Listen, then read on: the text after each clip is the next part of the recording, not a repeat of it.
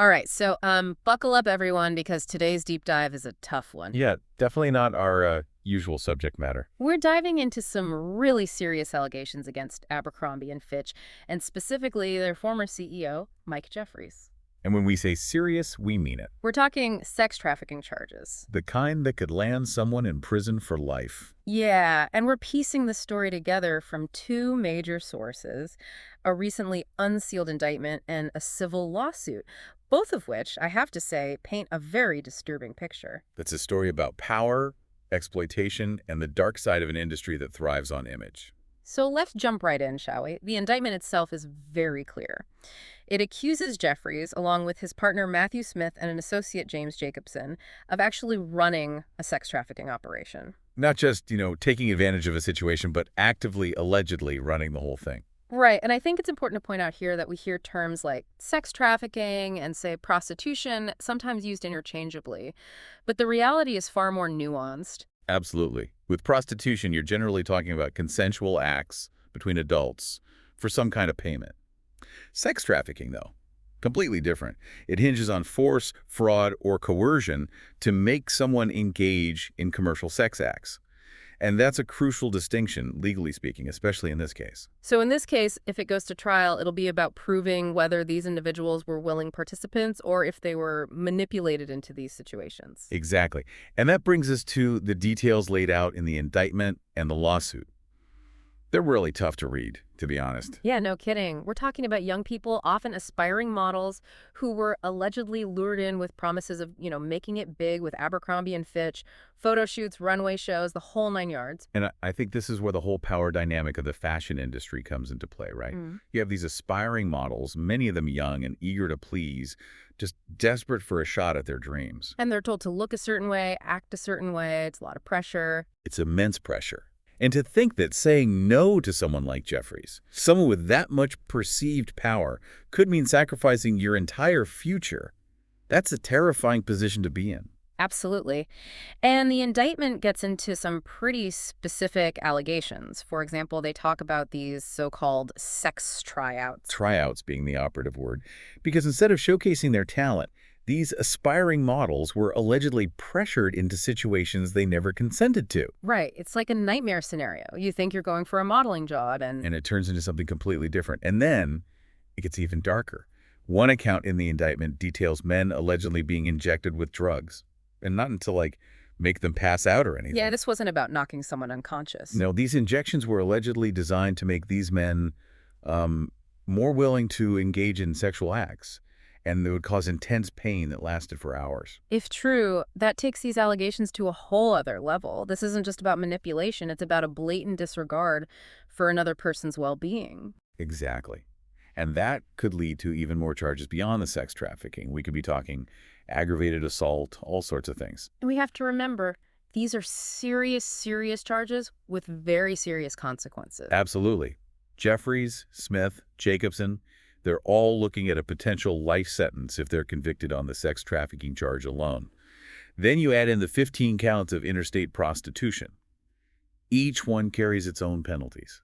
This is not a slap on the wrist. This is life-altering for everyone involved. And on top of all of that, we have the civil lawsuit, where several of the alleged victims are seeking damages. And this is where things get even more complicated, because the lawsuit claims that Abercrombie and Fitch, the company itself, was complicit in all of this, that they benefited from it. Which raises so many questions about what they knew and when they knew it. Right, because how could a company like Abercrombie and Fitch, with all its resources, its legal teams, how could they be oblivious to this kind of activity happening, allegedly, right under their noses? Yeah. And not just for a short period, but potentially for years. It's hard to fathom, frankly, and it makes you wonder about the culture of the company at the time. What allowed this to happen? Were there no checks and balances in place? Big questions, and hopefully the civil case will provide some answers. I mean, it's just chilling, to think that this brand, a brand that so many people associate with, like aspiration and a certain image, could be tied to something this dark.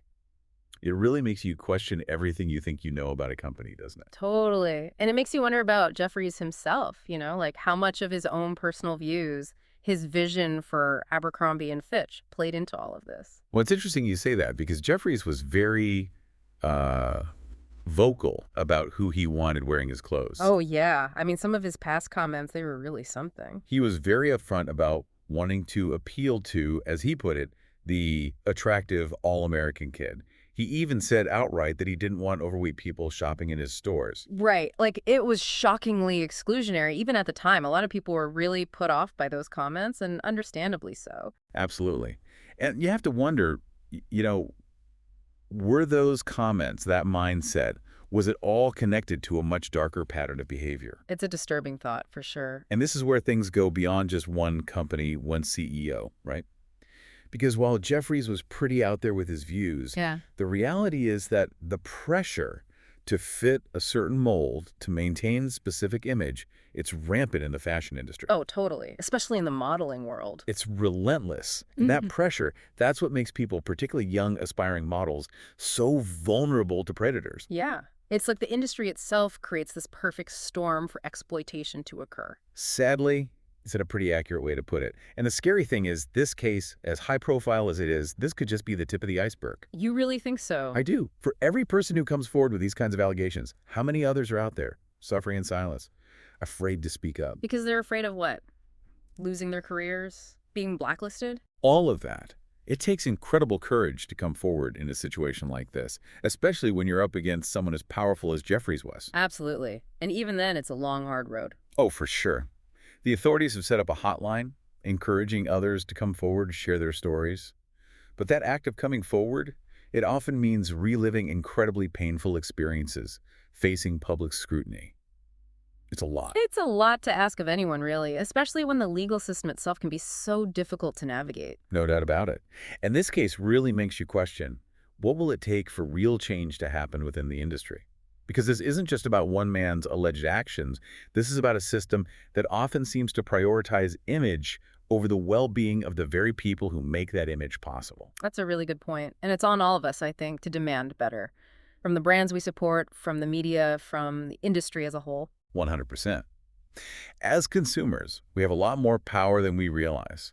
We can choose to support ethical brands.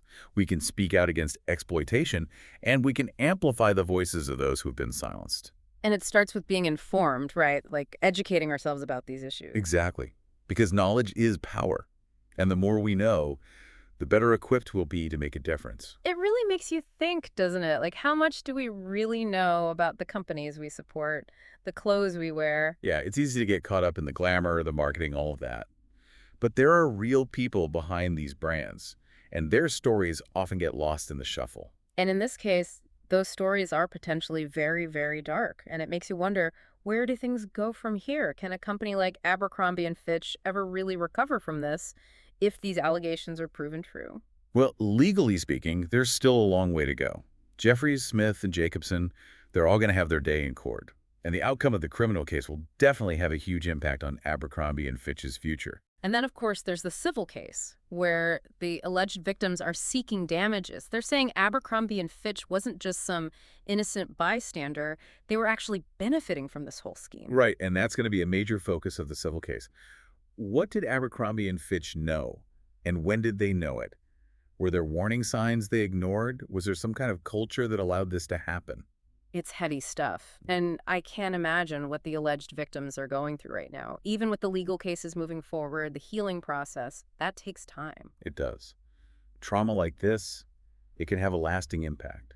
And it's important to remember that there are real people at the heart of this story, people whose lives have been deeply affected. Absolutely. And it's a powerful reminder that we can't just turn a blind eye to these kinds of issues, you know? Whether it's in the fashion industry or any other industry, behind every brand, every product, there are human beings with real stories. And sometimes those stories are painful and difficult to hear. Exactly. And that's why we do what we do, right? We have these deep dives to try to uncover the truth, to have these tough conversations, and hopefully to inspire some positive change. Because it's not enough to just be aware of these problems. We have to actively work to make things better. 100%. And that means asking questions, demanding transparency from the brands we support, and holding people accountable for their actions. Well said. This has been a challenging deep dive for sure, but an incredibly important one. And as always, we encourage you, our listeners, to keep asking questions, keep digging for the truth, and keep demanding better from the companies and individuals you choose to support. Because we all have a role to play in creating a more just and equitable world.